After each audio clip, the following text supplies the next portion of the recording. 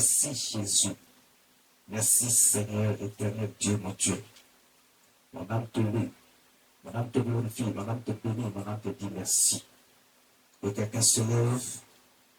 Seigneur, dispose le cœur de chacun ici pour recevoir ta parole. Il était content de savoir que, de se poser souvent la question, de qui devons-nous la vie?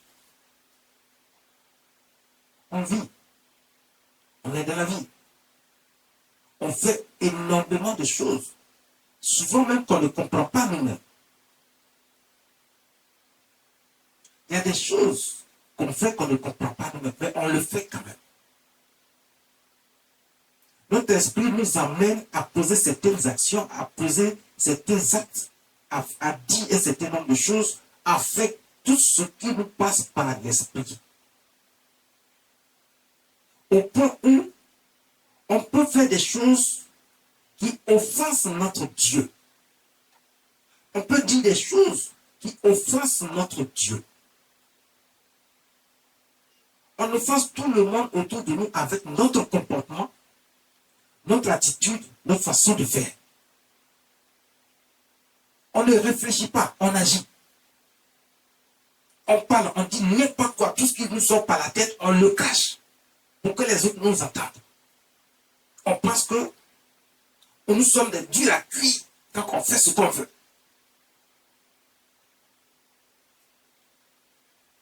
De qui devons-nous la vie? Est-ce que nous sommes apparus comme ça du néant? Est-ce que nous nous sommes donné nous-mêmes la vie?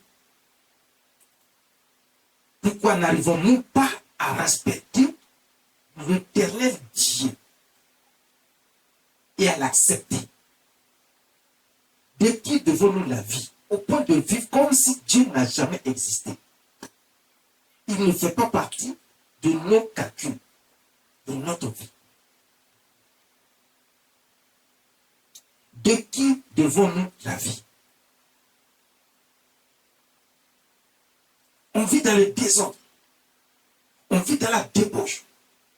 On vit avec le mal incarné qui sort, toute mauvaise chose qui sort de notre cœur.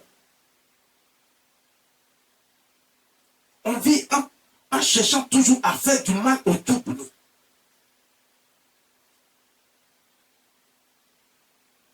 Il y a des gens qui sont allés voir ailleurs. D'autres se sont accrochés à leurs ancêtres. Ils pensent que leurs ancêtres, qui sont des êtres humains comme eux-mêmes, peuvent les aider, peuvent faire quelque chose dans leur vie. Mais ton ancêtre, il est un être humain comme toi, il ne peut rien faire pour toi. Aujourd'hui, le Saint-Esprit va t'enseigner. Pourquoi tu arrêtes d'adorer ton ancêtre? Pourquoi tu arrêtes d'adorer un féticheur qui viendra te mentir? Pourquoi tu arrêtes d'adorer un marabout qui vient te mentir? C'est un être humain comme toi. Il te dit qu'il est capable de faire certain nombre de choses pour toi. Toi, tu crois à ce qu'il te dit. Alors que dans ton fond intérieur, tu sais qu'il ne peut rien faire pour toi. Le féticheur, le marabout, ceux qui sont attachés aux sectes et aux idoles, qui pratiquent un certain nombre de situations mystiques, ce sont tous des agents du diable, des démons. Si tu as fait ton choix et que tu n'es pas avec Jésus-Christ, et que tu ne marches pas, tu n'obéis pas à la parole de Dieu, sache que tu n'es pas avec Dieu. Il y a des gens qui pensent qu'il faut simplement dire le nom de Jésus et puis ça suffit. Dire le nom de Jésus ne suffit pas.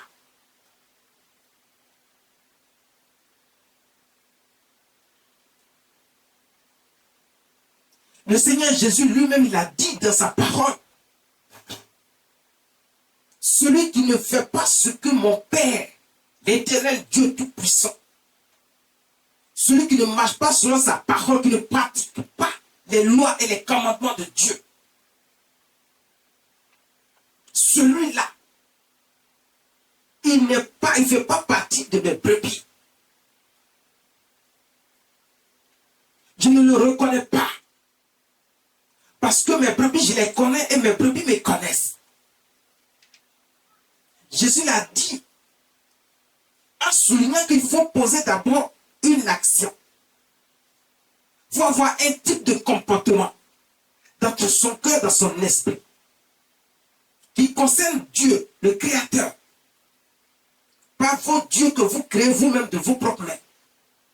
Pas ces dieux, ces idoles que vous adorez qui sont animés par le diable. Tu peux aller à l'église, t'asseoir dans l'église.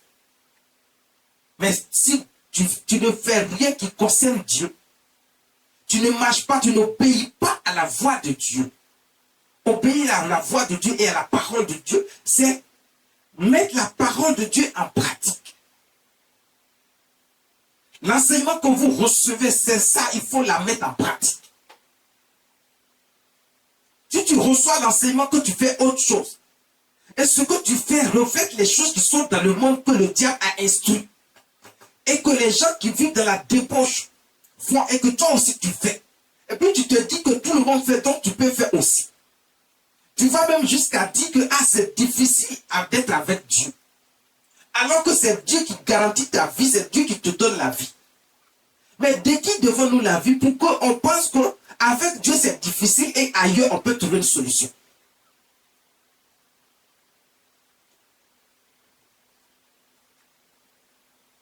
Si tu penses qu'avec Dieu c'est difficile, est-ce que toi-même tu peux te donner la vie? Est-ce que tu peux renouveler ton souffle de vie chaque jour? Parce que c'est Dieu le Créateur qui a créé toutes choses, c'est lui qui le fait.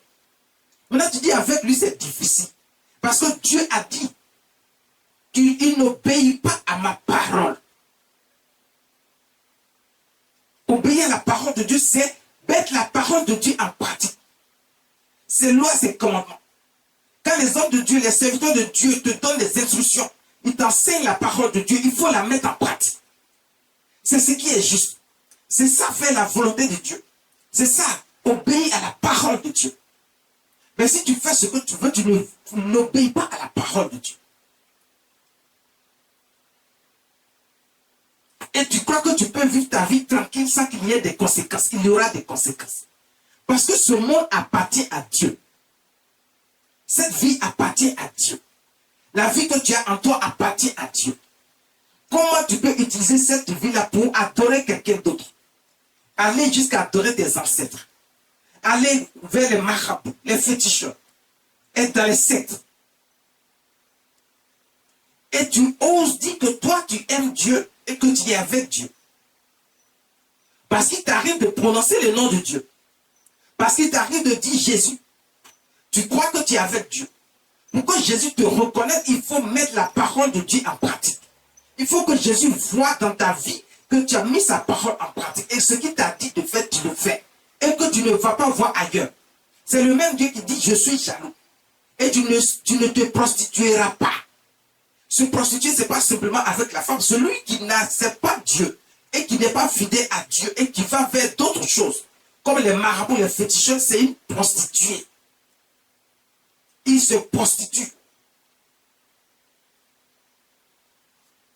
Parce qu'il n'a pas été fidèle à Dieu. Tu n'es pas avec Dieu, tu es prostitué. Tu te prostitues avec tes ancêtres. Tu te prostitues avec des idoles. Tu te prostitues avec des rivières. Tu te prostitues avec des marabouts, les féticheurs, les sectes. Parce que tu es attaché à autre chose qu'à Dieu. Tu marches avec le diable et tu suis les instructions du diable au lieu de suivre les instructions que les serviteurs de Dieu t'apportent de la part de Dieu. De qui devons-nous la vie? Ce matin, c'est ce que le Saint-Esprit veut nous enseigner. Nous devons la vie à qui? Qui nous donne la vie? Qui renouvelle notre vie chaque jour? Comment on fait pour pouvoir respirer chaque jour? Et puis maintenant, ça va poser des actes. Dieu lui-même ne veut même pas entendre son nom. Il y a des gens qui ne veulent même pas entendre le nom de Jésus.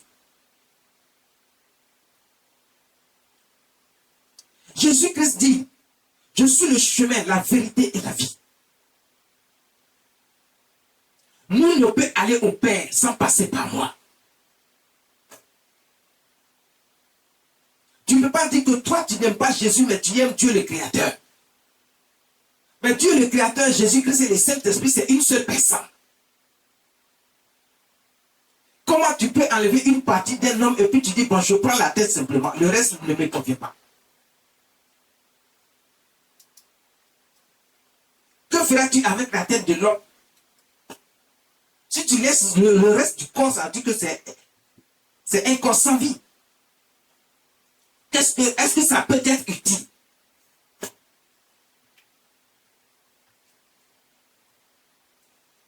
De qui devons-nous la vie? Genèse chapitre 1, verset 26. Genèse chapitre 1, verset 26.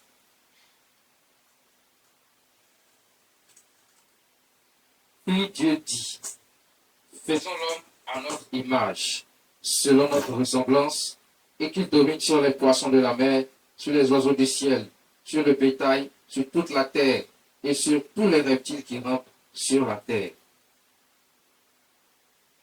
Dieu dit dans le livre de Genèse, au premier chapitre,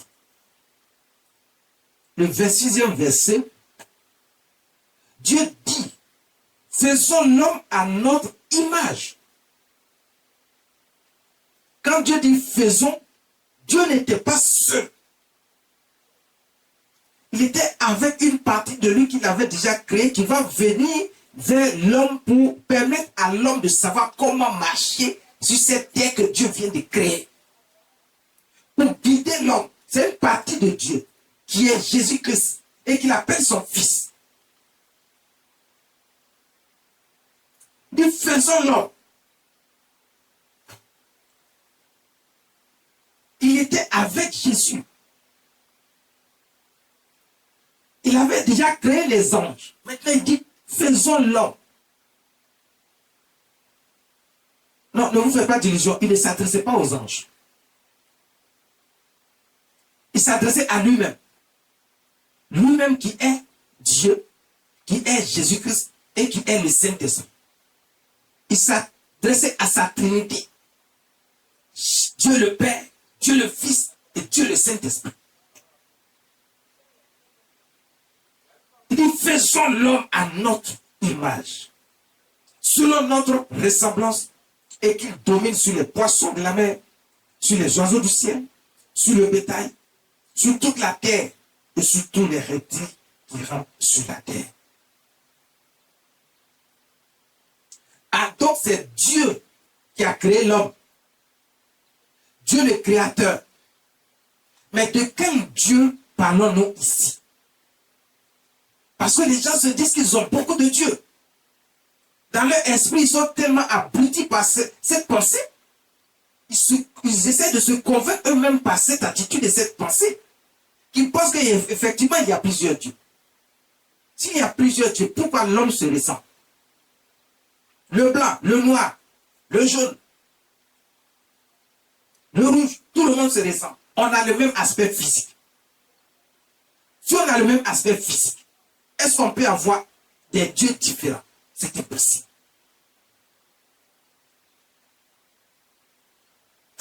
C'est selon la zone géographique que le teint de l'homme change. Et à cause de la mélanine qui se trouve dans le corps, qui fait que quand il fait très chaud et que tu es dans une zone géographique chaude, la mélanine qui est dans ton corps te permet de pouvoir, il produit quelque chose dans ton corps pour que ta peau puisse résister à la chaleur. Et c'est pour ça que, à un moment donné, quand il fait très chaud, tu vois que la couleur de la peau change. Donc, si toi tu es dans une zone géographique chaude comme l'Afrique par exemple, mais vous verrez que des gens, leur teint sera beaucoup plus foncé que ceux qui sont dans les zones froides.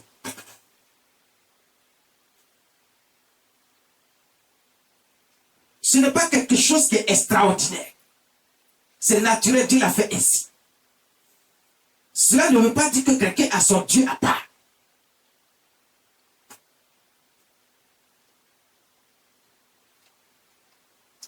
Si tu as ton Dieu à part, le Dieu que tu adores, le féticheur, le marabout, les sectes, le diable qui te ment, qui te fait croire qu'il y a d'autres dieux, en dehors du seul Dieu. Lui-même, le diable, a été créé par Dieu. Prends Genèse chapitre 1, verset 1. Vas-y, rapide. Au commencement, Dieu créa les cieux et la terre. Verset 2. La terre était infime et vide, informe et vide. Il y avait des ténèbres à la surface de l'abîme, et l'Esprit de Dieu se mouvait au-dessus des Au eaux. commencement, Dieu créa les cieux et la terre. Tout ce qui se trouve en haut de nous, qu'on ne voit pas, ou même qu'on voit, la lune, le soleil, les étoiles, les nuages, tout ce qui se trouve dans les cieux, qu'on voit d'ici de loin à partir de la terre. La Bible dit Dieu créa les cieux et la terre.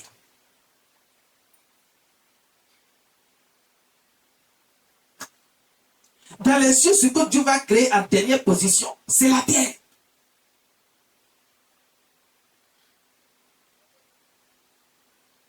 Et c'est quand il a créé la terre, il a mis tout ce qu'il faut pour que la terre puisse subsister. Et celui qui va mettre pour diriger cette terre puisse vivre selon ce que Dieu a créé. La lune qui va présider au temps et aux saisons. Le soleil qui va éclairer et qui va permettre d'avoir un jour et une nuit.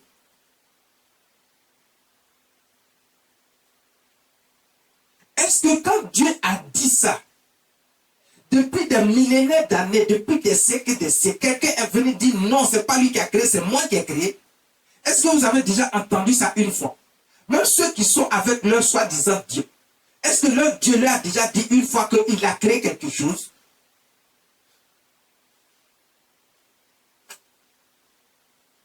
C'est le seul qui a dit j'ai tout créé. Je suis, j'étais, je suis, je serai toujours. Je suis au commencement, je suis à la fin. Je suis le Dieu de l'éternité. C'est le Dieu qui n'a ni commencement ni fin.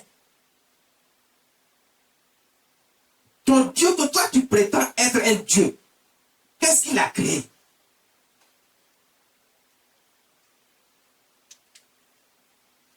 Et c'est ce Dieu-là, suprême créateur des cieux et de la terre, qui a créé tout ce qui vit, tout ce qui existe. C'est lui qui va dire, faisons l'homme à notre image. Donc tu es à l'image de Dieu. Que ce soit spirituel, et même physique, parce que tu n'as pas encore vu Dieu, mais il dit à son image. À son image, c'est pas simplement, c'est d'abord, il te crée un esprit comme lui.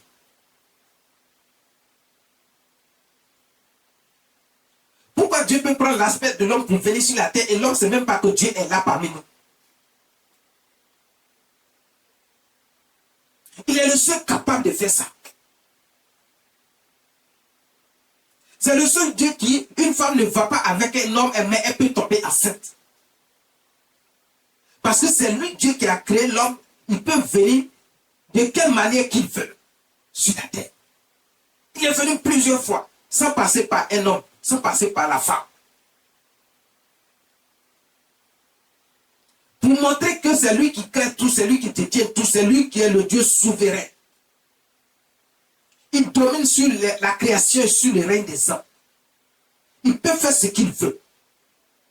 Il va faire venir une partie de lui qui est le Fils, qui est le Seigneur Jésus-Christ, par une femme vierge qui n'a jamais connu d'homme. Tout le monde l'a renié parce qu'elle était tombée enceinte.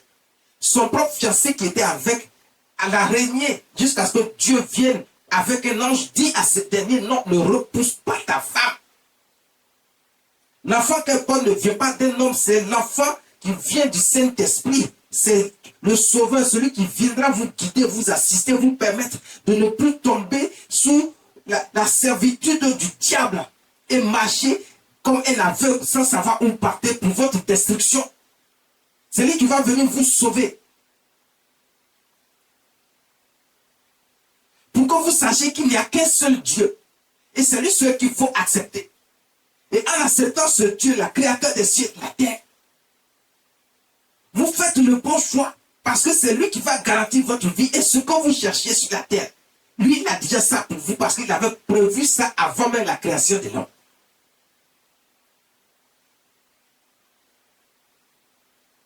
Et vous courez pour aller ailleurs. Tous ceux qui vous mentent, le diable et ses agents, qui vous mentent et que vous partez vers eux, eux tous là, ce sont des créatures de Dieu. Ils n'ont pas le droit de vie ou de mort. Ils peuvent mourir à n'importe quel moment si Dieu enlève le souffle de vie en eux. Ils ne vont plus exister.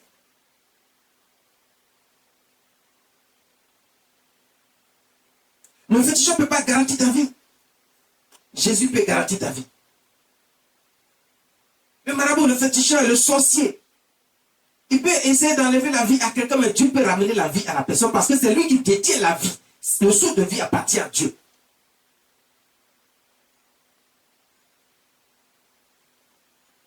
Quelqu'un peut croire qu'il a ôté ta vie. Et puis au moment où il va se rendre compte, Dieu a ramené la vie là en toi. Et tu vis et puis il a peur. Il ne sait pas de quoi il s'agit. Il ne comprend pas. Pourtant, lui, il est attaché au fétichisme. Il est attaché à la sorcellerie. Il est attaché à des choses mystiques. Il ne comprend pas que, d'après eux, ils ont tenu leur réunion nocturne dans leur pouvoir des ténèbres. Et puis ils disent qu'ils t'ont tué. Mais au moment où ils se rendent compte, tu vis. Et puis c'est toi qui vis mieux que, tu as une santé encore meilleure que leur propre santé. Ils ne comprennent pas ce qui s'est passé parce que tu es avec le Dieu qui donne la vie.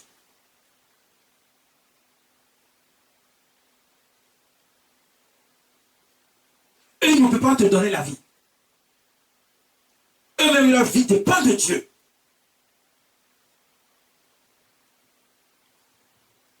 Leur propre vie dépend de Dieu.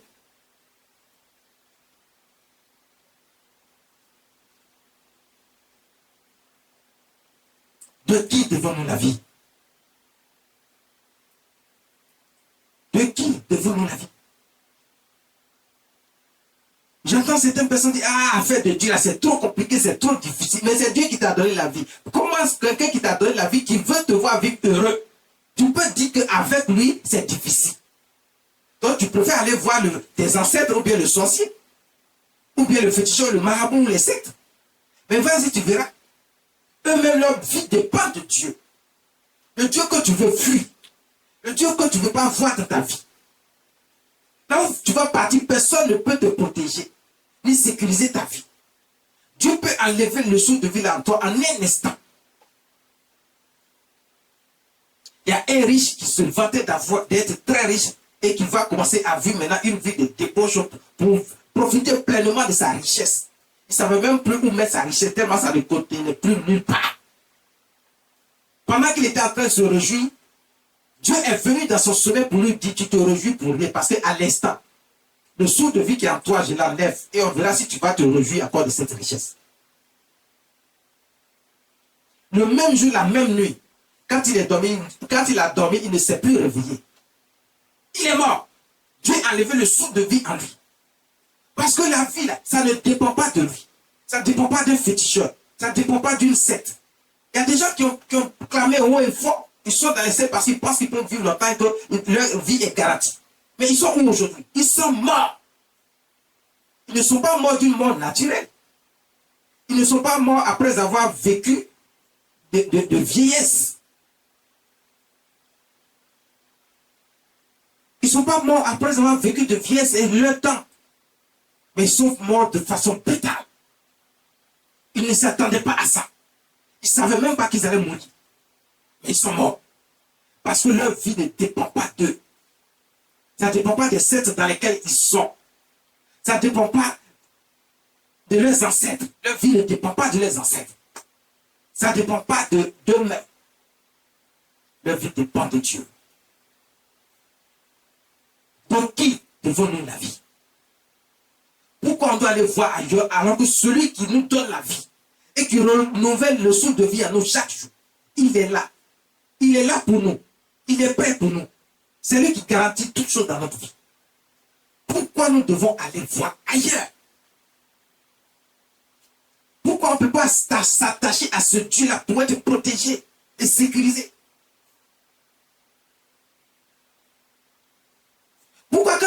ce Dieu, on devient aigri. C'est comme si on est en train de nous offenser. On est sur le qui-vive. On ne veut même pas entendre parler de Dieu. Ni Mais c'est pas vrai ça. Ça dit qu'il y a quelque chose qui ne va pas. À l'instant où tu ne veux même pas entendre parler de Dieu, Dieu peut enlever le souffle de vie en toi.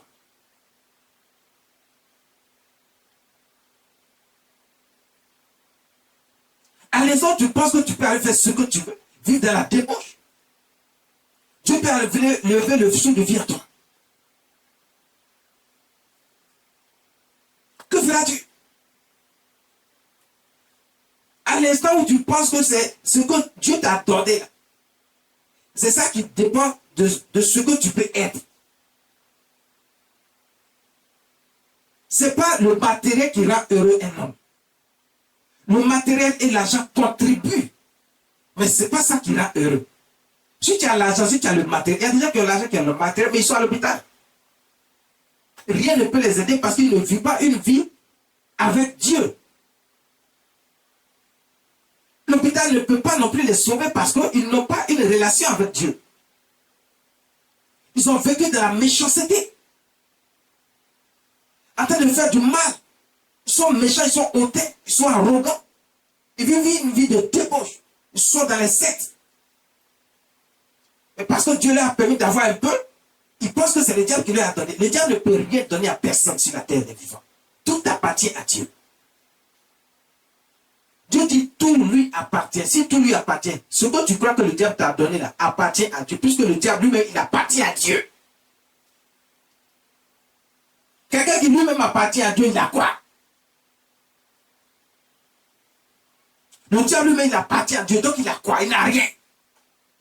Il vous fait croire qu'il a des choses qu'il peut vous donner. C'est faux, c'est un voleur, c'est un menteur. Alors si vous le suivez, vous êtes des voleurs, vous êtes des menteurs vous aussi. Il ne peut rien vous donner.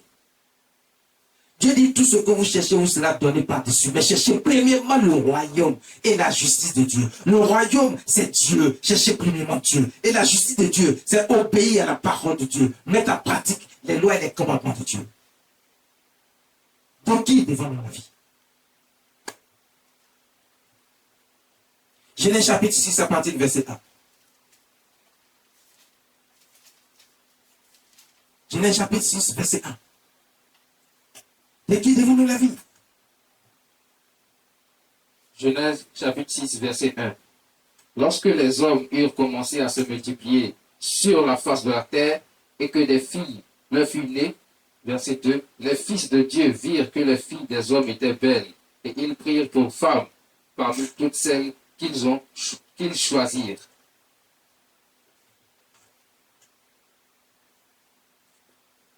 Les fils de Dieu. Ici, dans ce contexte précis, parce que c'est juste dans ce contexte,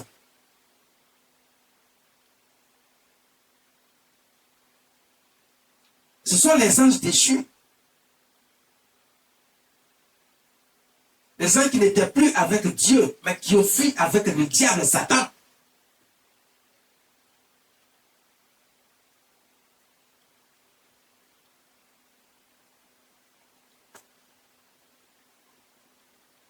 Qui vient sur la terre.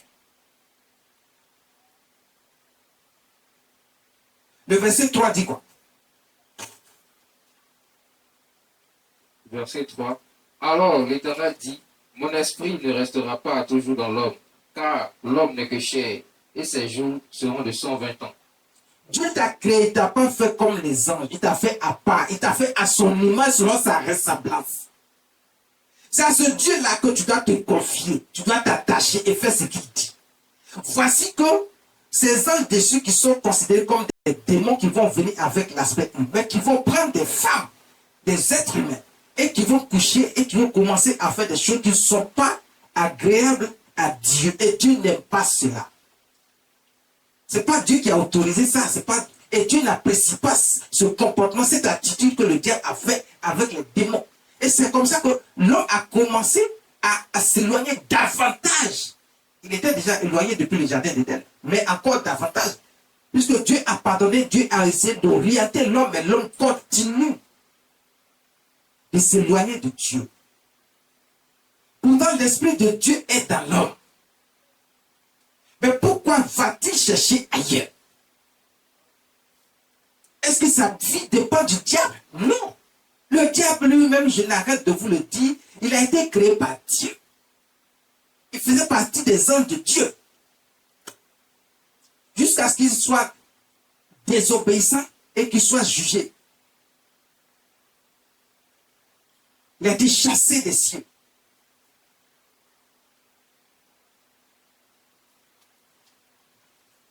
Il a été chassé. Alors tu vas se fâcher et dire, mon esprit ne restera pas à toujours dans l'homme. Quand Dieu avait créé l'homme, il a fait à son image, selon sa ressemblance, l'homme devait vivre éternellement, comme Dieu. C'est pour ça que vous avez vu que les premiers hommes ont vécu longtemps, d'autres vivaient 900 ans. À cause de l'attitude de l'homme qui va s'éloigner lui-même de Dieu, Dieu va réduire le temps de vie de l'homme. Si Dieu est capable de réduire ton temps de vie, ça veut dire que c'est lui qui t'a créé. Tu lui dois ta vie à personne d'autre.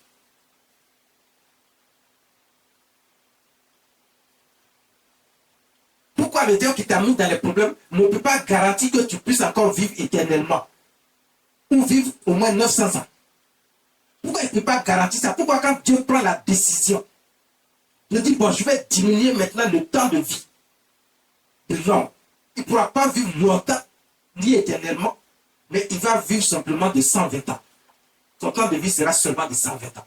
Pourquoi quand le Dieu vivant, créateur de toutes choses, a pris cette décision, pourquoi le diable que vous suivez partout, pourquoi il n'a pas garanti que vous pouvez vivre éternellement? Pourquoi il n'a pas garanti que vous pouvez vivre et que si lui il était Dieu et qu'il pouvait faire quelque chose pour vous, pourquoi il n'a pas pu assurer votre vie là, éternelle?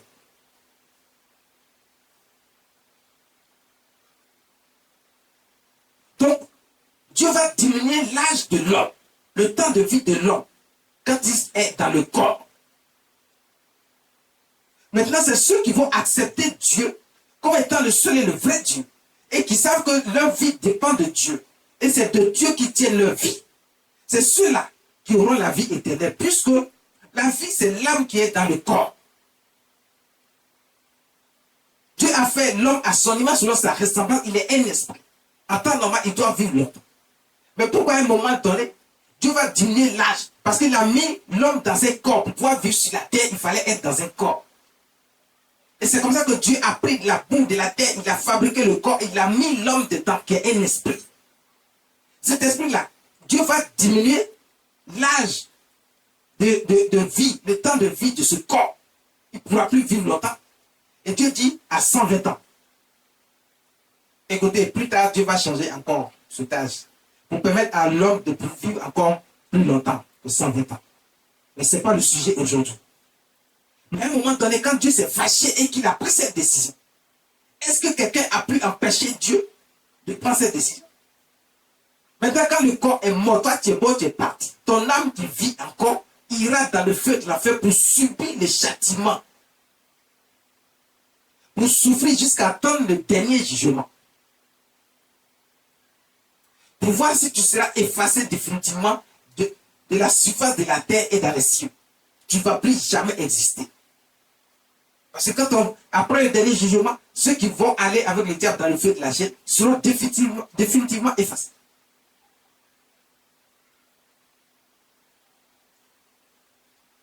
Ceux qui vont suivre Jésus, qui vont accepter Jésus, l'éternel Dieu, le seul, le vrai Dieu, créateur des cieux et de la terre, qui ne vont pas adorer les ancêtres, les féticheurs, les sectes, les marabouts, ceux-là vont vivre encore. Parce que maintenant, ils vivent éternellement, ils ne peuvent plus mourir. La seconde mort appartient à ceux qui sont coupables.